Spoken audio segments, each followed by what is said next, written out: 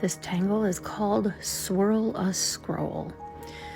So like all tangles would be with gratitude, appreciation, grateful for the paper, the pen, whatever you find that you're grateful and appreciative for.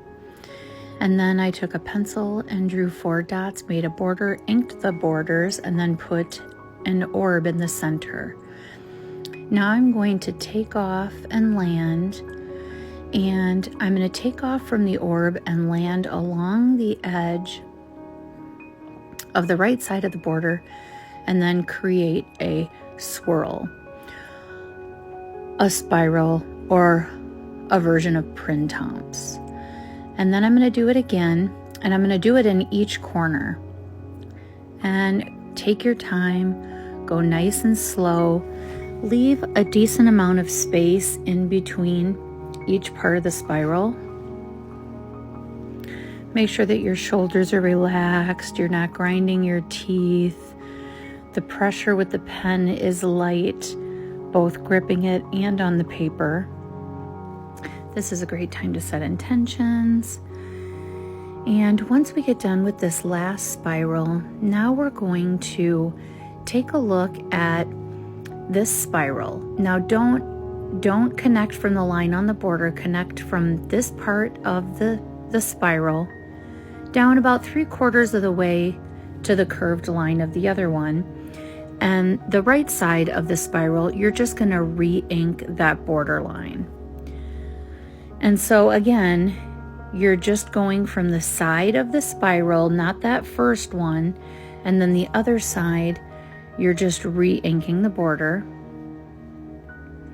And you do this all the way around, kind of reaching, I would say 3/4 of the way down of the rounded line that you're going to from the left side of the spiral. So again, the left side of the spiral, bring it down 3/4 of the way of the next line it would meet. And now let's begin doing the fun part. This is the scroll part. So in the center, you can see I'm just bringing a line down from the parts of the circle, and I bring them down to the first curved line that they meet. And that is how you make your scroll. Ta-da!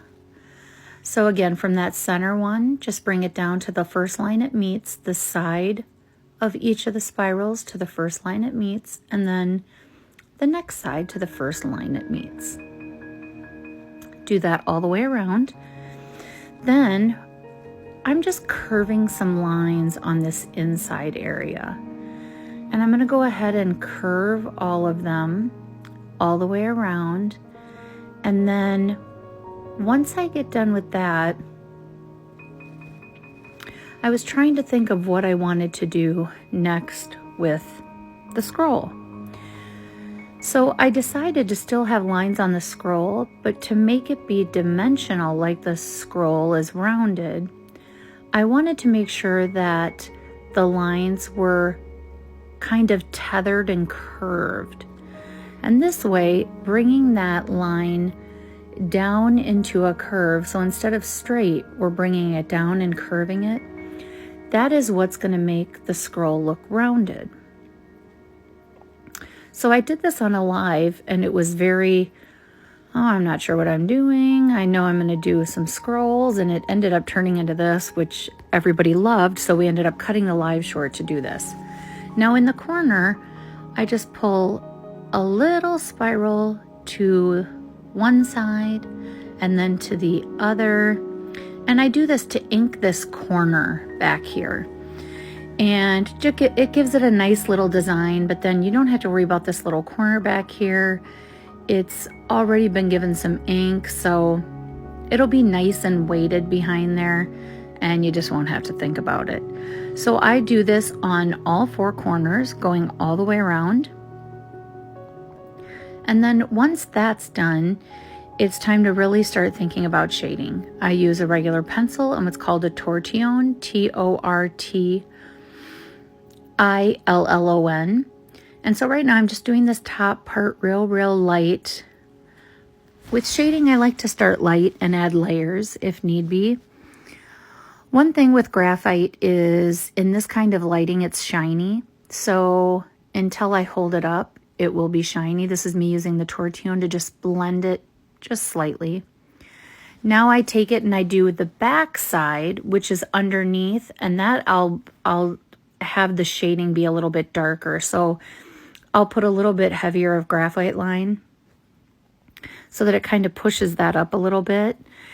And I go ahead and do this all the way around and use the tortillon, not really moving the graphite so much, kind of keeping that darker, heavier line and amount of graphite.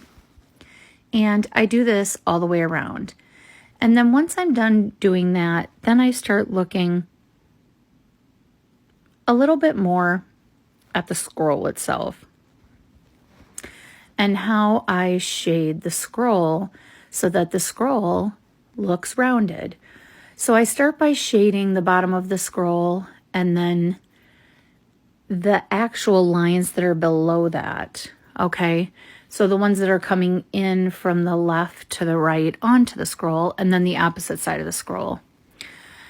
So I go ahead and I do this, and then all these rounded parts, I just put graphite right at the rounded part that's closest to the front, and kind of just play with shading. What do you like? What looks good for you? You can see what I'm doing here, but you might have a totally different idea. You might want to do something totally different. I have left this open so that these lines, you can adjust them, you can tangle in them, you can change so much up. This is just an idea that I had that I fell in love with because we're very into the Lord of the Rings prequel that's on right now, and you know, and they were going through some scrolls recently, and I was really like, hey, I haven't done any scrolls since high school, so let's draw some scrolls again. So here they are.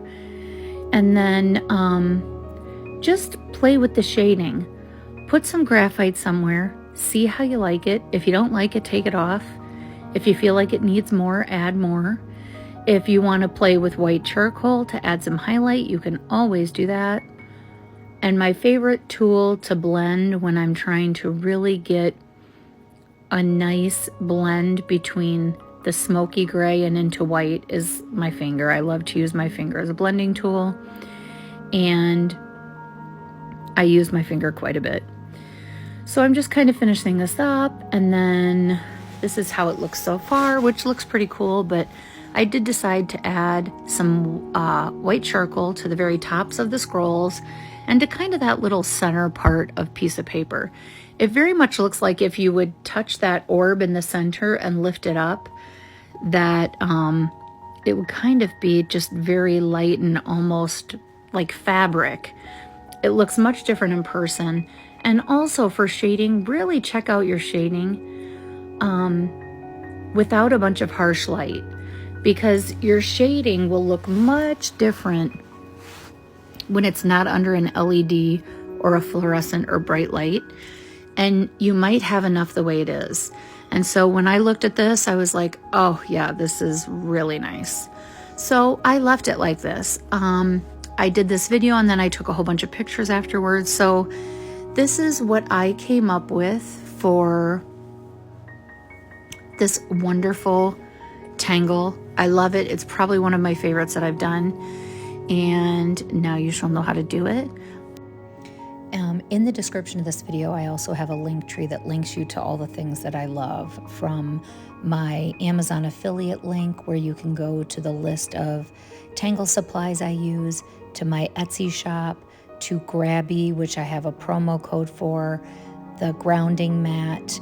You can also become a member here for me on YouTube for bonus content. Have a great day.